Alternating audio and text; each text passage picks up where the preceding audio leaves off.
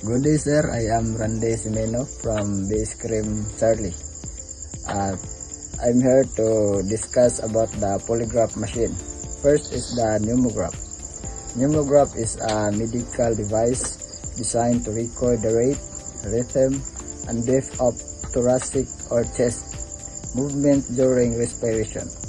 Frequently used in polygraph tests, this sensor, typically a rubber tube placed around the chest, measures expansion and contraction, offering a visual representation.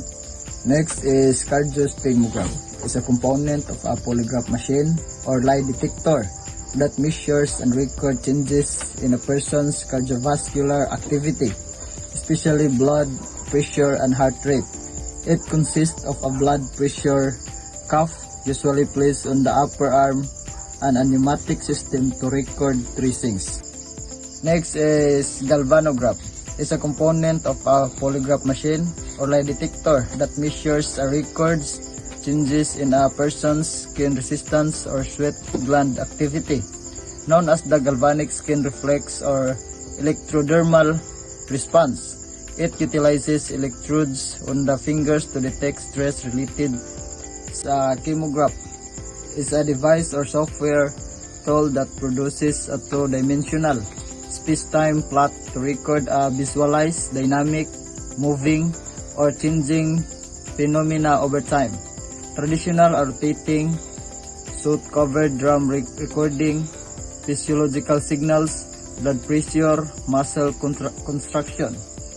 Modern digital chemographs analyze time-lapse microscopy image to track organelle transport protein interaction. Next is galbopin. Setup uses a high-speed fiber or CO2 laser system equipped with galvanometer scanners to engrave, mark, or etch design onto pins with extreme precision and speed up to 7,000. And the last is cardiomodule.